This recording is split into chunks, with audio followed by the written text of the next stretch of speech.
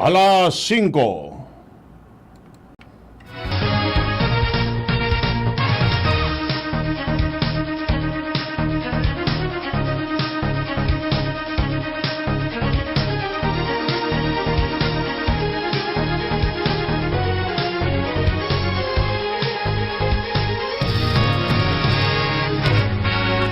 Maray na hapon mga tugang oya po ang mga bareta ngunyan na Martes.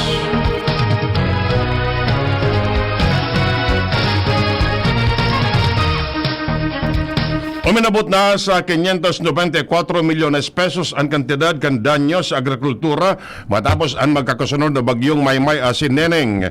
Sigun sa Department of Agriculture, Disaster Risk Reduction and Management Operations Center, suminakat naman sa maabot sa 37,000 metric toneladas nin production loss.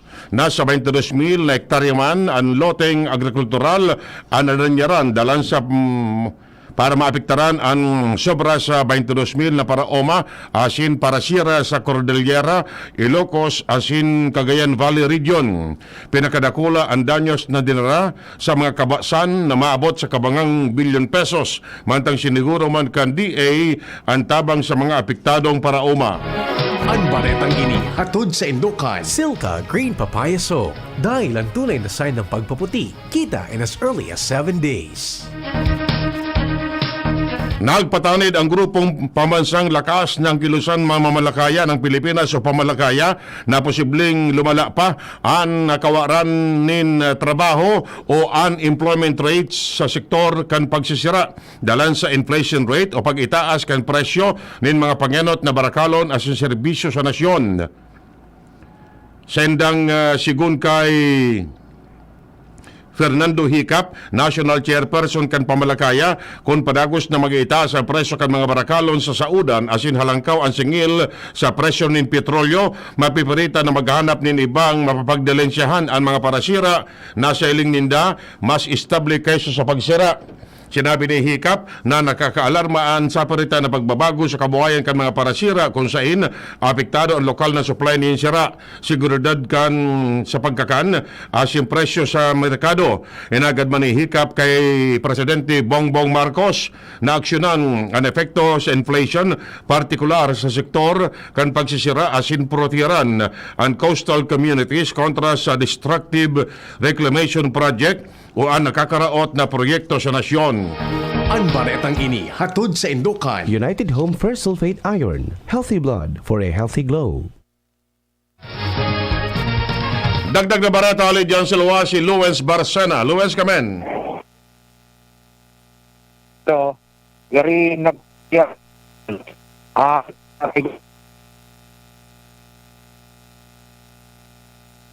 Hello. Gari nagpapalyar ng unyan na Liga Specific Task Force Kalinigan sa pagmamantinir na road clearing operation program sa Siyudad Legazpi. Ini pagkatapos naman na tarang kan DCGB News NFTD sa may bangko area na kung saan mag-inibong manggiraray na nagpaparking na mga manlaylay na klase ng bihikulo sa maski na nga ni sa ibong mga pag-anin na karatula na igwanin na no parking sa mga nasambitan ng lugar. Apisar kansiring na bagay. Nanataran ng kandisi Giving Day sa may Yasiano area sa may Legazpi City Science High School na kung saan mag-inibong manggiraray ang pagpararada kan mga motor asin na mga bihikulo sa mga gilid kantinang mag-inibong sa ibong kan na pagpapangapudan asin pagpapatanid kan sa indang ahensya na dahil nagpaparaparking digdi. Kung kaya sigun na sa pakikipag-ulay man kan DCGB News kay Legazpi City Task Force Kalinigan Chief Marcan de Barbella sa iya man na siniguro na sinda pa nagtigda kay naiding kitikita na asin na tatawan ng penalidad o lalaga ng will clamp o kaya guguyodon ang mga bihikulong ini. Alaga dahilan ka na siring na sitwasyon gari na papalyar na ang sa indang operasyon dahilan ta sa ibong kantin ng pagmaliugot na mapatanidan asin na matawan ng edukasyon ng mga tao na di pagpararada digdi alagad yung manggiraray ang nangyayari pagtalikod dinda paradaan ng giraray sa mga mag-inibong na parte kantinampo digdi sa syudad. Mga dagdag na bareta digdi sa luwas ako po sa LBB. Ang baretang ini hatod sa Indukan Today Spaghetti, ang Wise Spaghetti. Si Hans Galero may dagdag man na istorya. Hans, kamen. Magkakaigwa ko niyanin mahigot na koordinasyon na gobyerno probensyal kan Albay sa paagi kan Albay Public Safety and Emergency Management Office para maipautog ng GAD sa satuyang probinsya ang Advisory Number 4 Series of 2022 on may kinaaraman sa mga prohibisyon asin dapat nagibuhon sa pag-obserbar kan undas sa presenteng taon. Sinabi kan nasambitan ng opisina na enot ng ipinag-orden ni Gobernador Joel Rosal ang napamayokan PDRRMC sa Albay na pigyain ganyan nila ang publiko na tangani na malikayan ang pagsurusuan sa mga sementeryo, magbisita na nin atab asin pasiguraduhon man giraray ang pagsulog ng face mask asin man physical distancing.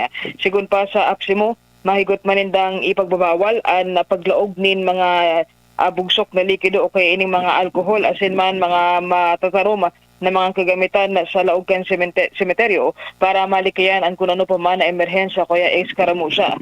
Sa ngunyan man, sinabi ka na PDRRMC na nagwa na sindanin inisal na koordinasyon sa LGU officials kan na probinsya kan Albay sa mga lokal na LDRRMO asin man PNP para mabantayan ang sharing na bagay. Dagdag na bareta, Ans Galero, DCG. Ang baretang ini hatod sa Indokan. RightMed. Pag may check, that's the right one. The right one is RightMed. Pigi imbestigarada kan Philippine National Police ang posibleng pagkaka-invelto ni suspendidong Bucor Chief Director General Gerald Bantag sa kaso ng panggagadan sa broadcaster na si Percy Lapid. Kaibanan si Bantag sa 160 personalidad na pagkukonsiderar na persons of interest sa krimen. Sinabi ni PNP spokesperson Colonel Jean Fajardo na pig-review na ninda ang saro sa mga broadcast ni Lapid kung saan posibleng si Bantag ang sa iyang pigpapatamaan.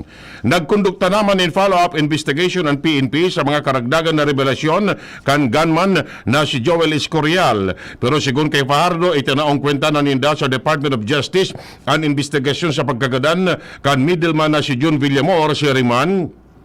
Ang pagpapanimbag sa mga opisyal kan bilibid na mapapatunayan na nagpabaya kaya nagadan ang middleman. Mientras nahanda man ang PNP na magtaoning karagdagan ng seguridad sa pamilya Mabasa matapos sindang makarasibi nin death threat. Ang baretang ini hatod sa Indokan. Maggie Magic Sarap. Ang nagmamahal, nagmamagi.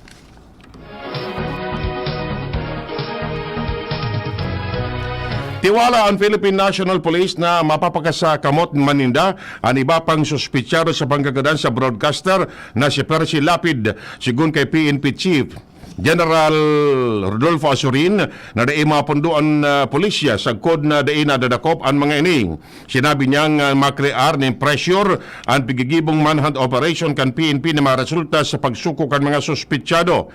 Sigun sa iya, magkatuwang ang National Support Unit as in Special Investigation Task Group Lapid maging ang National Capital Region Police Office sa paglapag sa tulupang suspitsado na itinuro ka nagtugang gunman na si Joel Escorial. Kibanan digdi ang magtugang na Edmond asin Israel de Maculangan si Reman Sarong alias Orlando.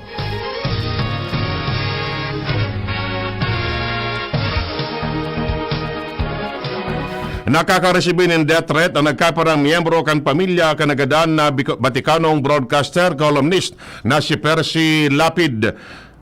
Kinonfirmar ni Roy Mabasa tugang kanagadan na broadcaster na naglalakop ang manlain na klase nin pananakot para tapuson ang sendang determinasyon ng panimbagon ang mga envelto sa panggagadan sa sayang tugang na si Percy. Sigun kay Roy, dakulman extortionist asin mga nag-aprobitsar na gustong pagdilensyahan ang mga pamilya kan sayang tugang. Apera kani, tinawanin doon ni Roy na sendang ipagpapadagos ang kontra para makamtan ang ustisya sa panggagadan sa sayang tugang. Mantang pinasalamatan man ni Roy ang mga nagsusubaybay asin daing sawa na nagpapaabot ng mensahe bilang suporta para madakop ang mga nasa likod kan krimen.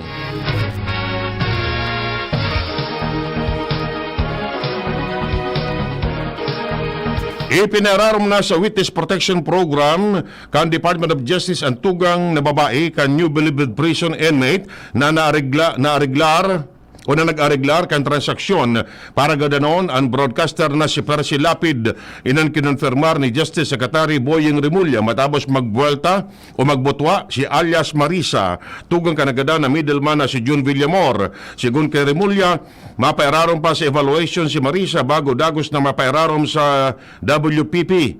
Inatod ni Social Welfare Secretary Erwin Tulfo ang tugang na si Villamor sa DOJ matapos magaga din ayuda. Kapot man ni Marisa ang nagkaparang informasyon na importante sa kaso, partikular kung si isa ay nagsugo na ipagadaan si Cap Percy.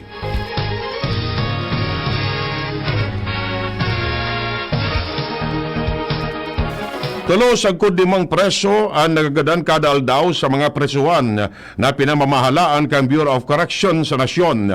Ini ang piglinaw kan Bureau of Correction sa tahaw kan pagduda sa kausa kan pagkagadan sa New Bilibid Prison, Muntinlupa City, kan pigsabing middleman na si o sa Percy Lapid Islay case. Sigun kay Bucor spokesman Gabriel Chaklag, natural cause aron kan pagkagurang asin helang an ordinaryong kausa kan pagkagadan kan mga preso.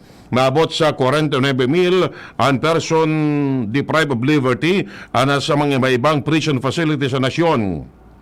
Ipinaliwanag man ni Chaklag na maski bago man magkaigwan in COVID-19, sagkod tulong preso ang nagagadan sa Bucor facility araw daw. Aminado ang Bucor official na sa katunayan saro sa sendang problema ang dakulang bilang kan mga bangkay kan mga PDL sa mga akreditadong funeral parlor na daing nag-aako.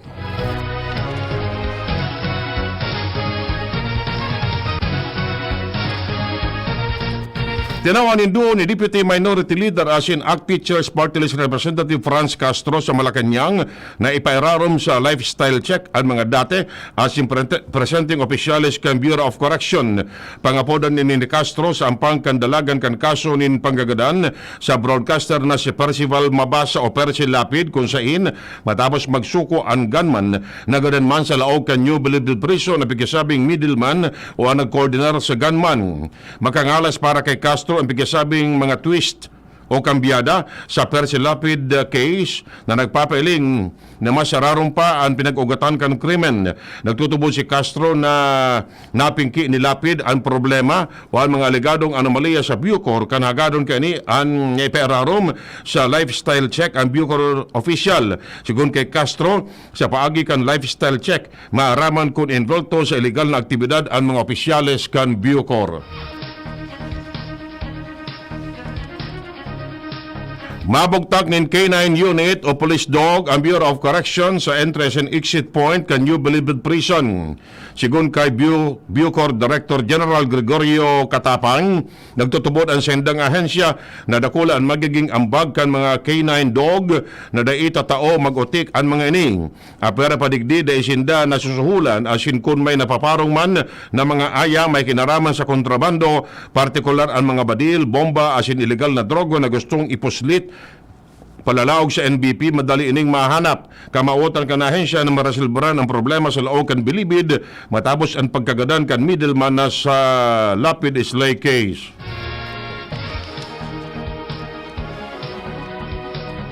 Handa na ang North Luzon Expressway o NLEX as in Subic-Clark-Tarlac Expressway o SCTEX na sa pagruso kan mga pasahero sa undas. Sigun kay NLEX Corporation President General Manager Luigi Bautista, papakasugunin daan sa indang operasyon sa tahaw kan pigdalauman na 10% paglangkaw sa traffic volume o 278,000 na vehikulo sa NLEX mantang 71,000 sa SCTEX. Mapawagas man ni sobra sa 1,000 patrol crew, traffic marshal as in security team, incident response team as in two-lane personnel para sa mga motorista. Mabugtakmanin mga emergency medical services para sa mga posibleng aberya.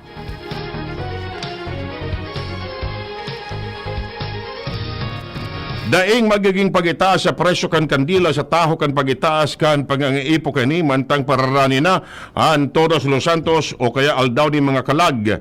Sigun sa Department of Trade and Industry, mantenido ang suggested retail price sa basic goods and prime commodities o BNPC na ipiniluwas kan Agosto 12, 2022. Sa August 2022 SRP list ang candle brand na 5-star sperma mababakal poon 49 sagkod 137 pesos. Export candles poon 29, sagkod 99 pesos. Liwanag sperma candle nagkakatadad nin 46 pesos, sagkod 70 o 177 pesos. Asin Manila wax poon 47, sagkod 82 pesos. Pinatanid man ang mga retailers na ipaglangkawan ang presyo kan unscented candle nin sobra sa SRP dahil pigkukonsider pa man ini bilang basic goods.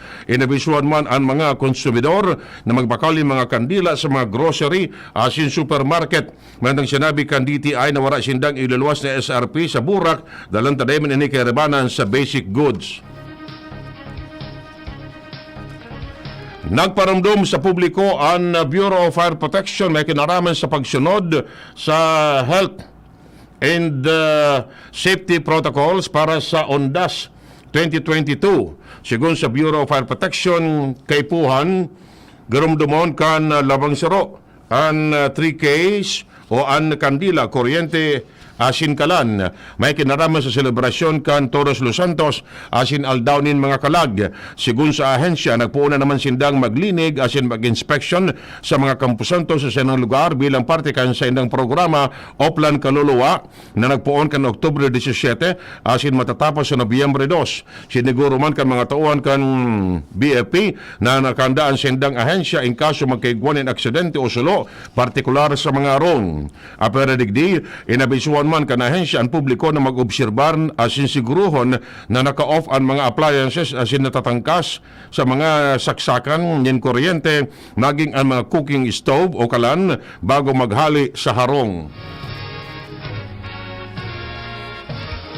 Nakatala na itaas kan Land Transportation Office ang alerto kani bilang parte kan Oplan Biyaheng Ayos Undas 2022. Ini tanganing matutukan ang kaligtasan kan mga pasahero asin motorista sa panahon kan selebrasyon kan Undas kunya na taon.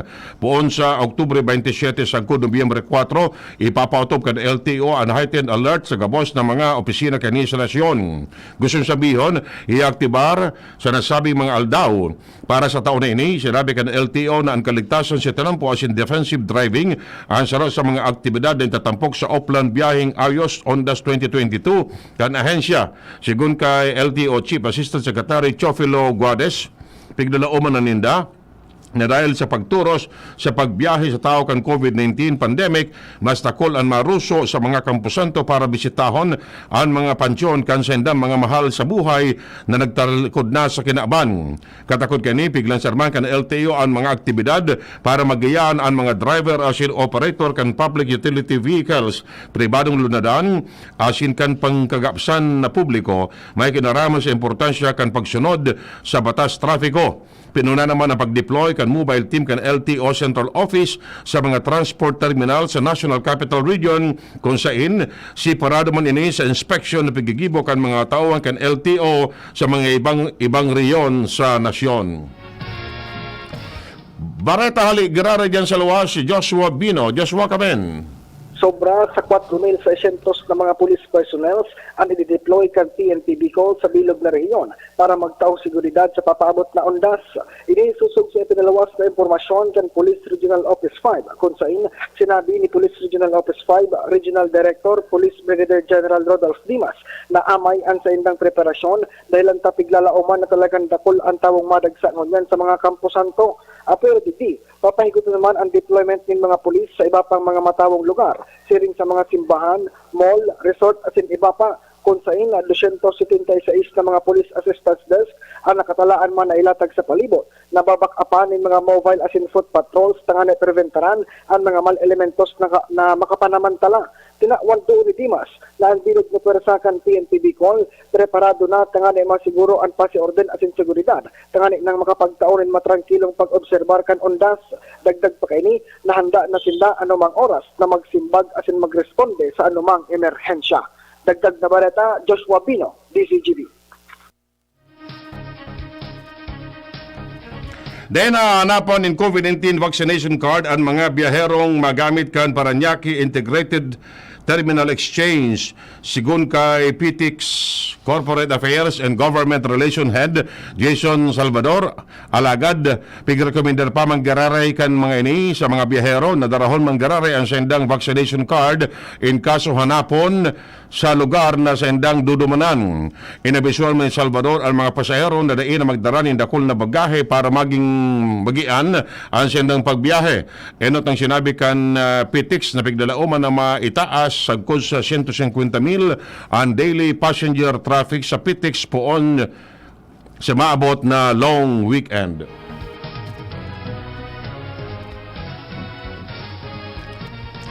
Mapalas din executive order si Presidente Bongbong Marcos may kinaraman sa voluntaryong paggamit ng face mask sa indoor. Sigun kay Tourism Secretary Cristina Frasco alagad, sinabi niyang mantenido ang paggamit ng face mask sa public transportation, medical transportation as in medical facilities. Sigun kay Castro ini na pag-urunan sa cabinet meeting na pinanganutan ni Marcos. Sigun pa kay Frasco, enot ng tigrekomendar kay Interagency Task Force na gibuo ng voluntaryo ang paggamit ng mask sa indoor sa bilog na Pilipinas, alagad may diit na exception. Kabilang degree ang paggamit ng face mask ng mga bakunadong individual, person with comorbidities as in senior citizens. Initanganing makapantay man ang nasyon sa ASEAN neighbors na pig-liberalize na ang mask mandate. Dekay puan na doktor ang maging undersecretary kan Department of Health. Inisigun kay Dr. Ted Herbos sa pamayo kan Department of Emergency Medicine sa UPPGH kasunod kan pagkakadesignar kay retiradong PNP Chief Camilo Casculan bilang Health Undersecretary. Kwalifikado si Casculan sa posisyon as indaining problema dahil digdida kulman na doktor sa iraram kan ahensya. Tanaman nindo ni Herbosa na ang pag-appoint ni DOH Undersecretary na kadepende sa trust and confidence kan Presidente.